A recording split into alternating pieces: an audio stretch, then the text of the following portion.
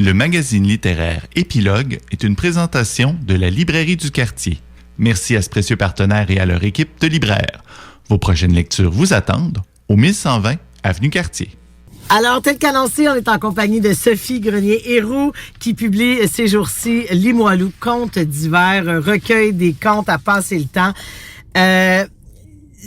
Des contes donc réunis dans ce livre. Sophie, tu dis que c'était un rêve de réaliser ça quand Maxime Robin t'a approché en 2023. Ça prend une toute autre dimension. Moi, je suis une habituée de ces contes à passer le temps. Et dès la première page, Poutine de Noël, je revois la scène, j'entends le texte 13 ans plus tard. Alors, j'imagine que pour toi, c'était encore plus grand ce sentiment de revivre ce qui a été fait avant tout sur scène. Vraiment, vraiment. Ça a été un beau travail aussi de comprendre aussi ces trames narratives-là qui m'habitaient sans que je le sache. Oui. Parce qu'à chaque année, c'était une commande qu'on avait. Donc, il y avait toujours Limoilou comme thématique, mais dépendamment des années, il y avait parfois, c'était la chance, des fois, c'était la neige, la glace. Donc, il y avait toujours une thématique un peu inspirée par Maxime, qui voulait donner un ton à cette édition-là. Et je me suis rendu compte, en faisant la relecture de ces contes-là, donc en choisissant 6 contes à travers la douzaine décrites, c'est quoi les trames narratives qui m'habitent. Oui. Donc, on parle de solitude, exact. On parle aussi de vivre ensemble. Donc, c'est le fun de voir tous ces thèmes-là qui n'étaient pas dans la commande initiale, mais qui finalement tracent un peu la fresque de Limoilou. Donc ça, il y a une personnalité. D'ailleurs, c'est frappant, effectivement. Donc les thèmes de la solitude, on l'a dit, les laissés pour compte. Mm-hmm. Du voisinage, de thèmes qui sont... très actuels. Les confettis pour Noël, par exemple. Moi, c'est peut-être 2 de mes préférés. Évidemment, la poutine de Noël. Et on se connaît bien, Sophie, aussi, à l'époque, c'était de te découvrir aussi comme dramaturge, comme conteuse. C'était un aspect de ton travail qu'on s'est connu en journalisme. Donc, d'avoir cette magie-là. Et effectivement, il y a une grande cohérence dans les thèmes aussi de thèmes qui sont plus difficiles. L'itinérance, la prochaine danse, c'est des thématiques qui sont plus actuelles que jamais. Là. Ouais. Puis ce que j'aime du genre du conte, tu sais, on dit souvent, par exemple, les contes classiques, là, il y a toujours une morale à la fin. Oui, tu sais, on parle de, je sais pas, c'est quoi, dans le lièvre et la tortue. Tu sais, bon, vaut mieux partir à point qui est bon. Mais donc dans le genre du conte, il y a toujours cette morale-là, mais c'est pas un mot que j'aime beaucoup, la morale. Personne n'aime se faire la morale. Mais je pense que le genre inspire ou incite à avoir une réflexion à la fin. Et je trouve que dans les contes urbains, ce que j'écris, il y a ce côté-là de créer une réflexion autour d'enjeux contemporains. Oui. Donc, c'est pas nécessairement des grandes pensées philosophiques, mais c'est quelque chose de très, très ancré dans notre quotidienneté. Oui. Puis je pense qu'ils vont aider les gens à traverser des fois des trucs qui sont difficiles ou qui sont des fois des incompréhensions. Tu sais, on en parle souvent, le mélange de l'itinérance, c'est partout. Des fois, on peut avoir des biais. Mm-hmm. Parce que c'est toujours, puis on comprend pas pourquoi c'est autant, puis pourquoi c'est maintenant. Donc, de lire des contes là-dessus, ben, je pense que ça nous ouvre à une certaine perspective. Et moi, il y en a un autre qui était absolument dans le ton, c'est Le cœur est un oiseau, où on est dans une dynamique de... Bon, on retrouve un monsieur qui est directeur là, derrière le plexiglas, qui est surveillant un parc dans un centre communautaire de loisirs. Il y a une immigrante d'origine brésilienne. Il pense bien faire, hein. Il veut y trouver un chum, là. En gros, c'est un peu l'histoire, mais finalement, on réalise que le pas vers l'autre, on le fait pas toujours tant que ça. Des fois, on le fait maladroitement.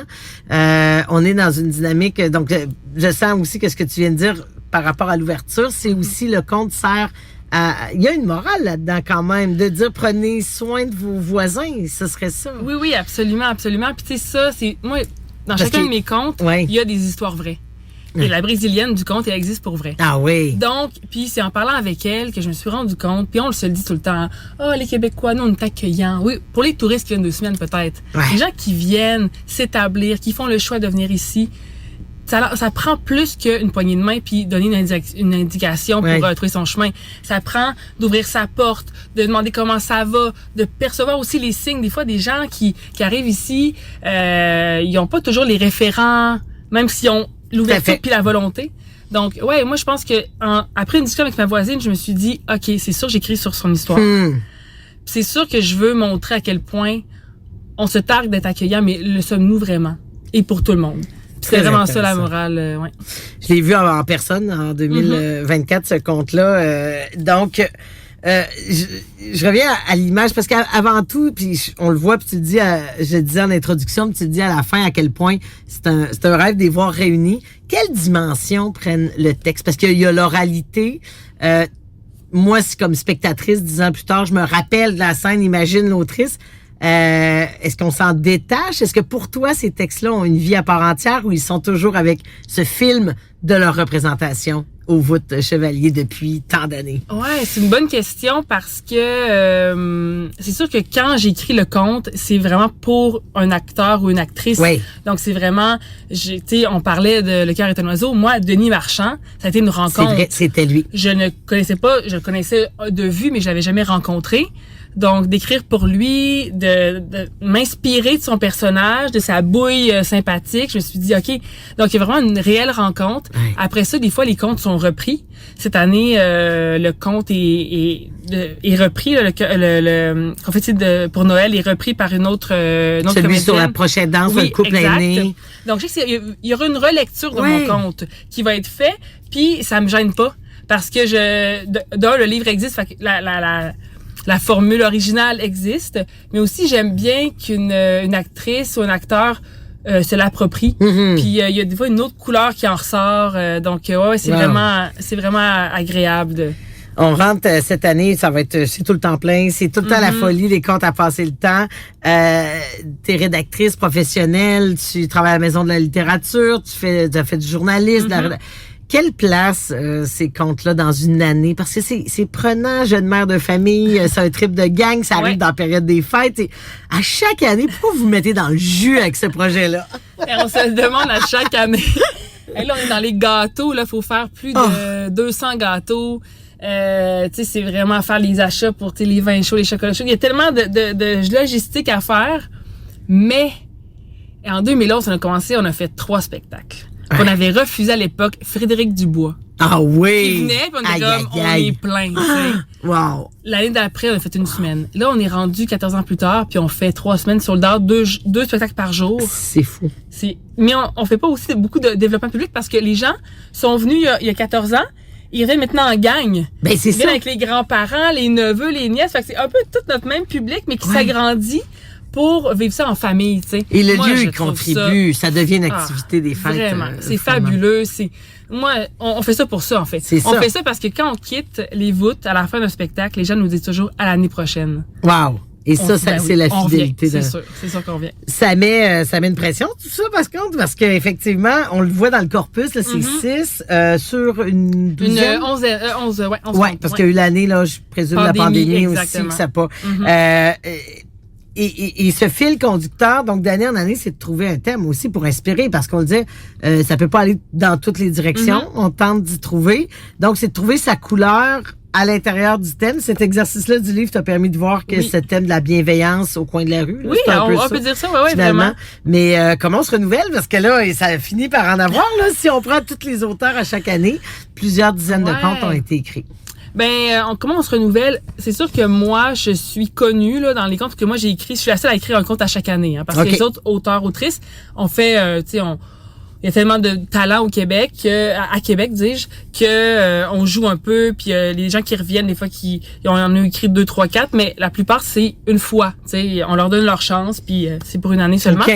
Comme je suis dans la fondatrice des contes avec Maxime, moi j'ai le luxe de pouvoir écrire à chaque année parce que c'est mon dada d'écrire des contes, même avant qu'on lance le concept. Donc comment on se renouvelle? Moi je crois que en fait, tu sais, quand l'année se passe, moi je récolte plein d'histoires, des choses qui me touchent, des incompréhensions que je vis, des choses que je vois, que je me dis qu'il faudrait comme juste souligner cette affaire-là. Dans chacun des contes, il y a 2, 3, 4 histoires des fois vécues que j'ai entendues puis que j'amalgame ensemble parce qu'il y a une thématique qui me touche. Après ça, je la relis avec celle que Maxime va nous donner. Mais la page n'est jamais blanche. Wow. Des fois, c'est le saut, c'est le temps de se lancer. Parce que quand je me lance, je sais que je sais pas quand je vais arrêter d'écrire.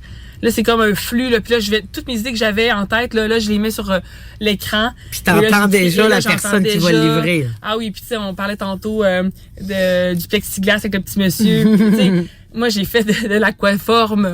Alors, tu sais, j'avais déjà les mots puis une espèce de blagues autour de l'aquaforme, tu sais, que je voulais mettre en mots. Fait tu sais, tout ça, puis quand je me mets à écrire, c'est comme une déferlante, là. Fait que, ouais, j'adore ça et il me tarde de faire le prochain, pour vrai, là.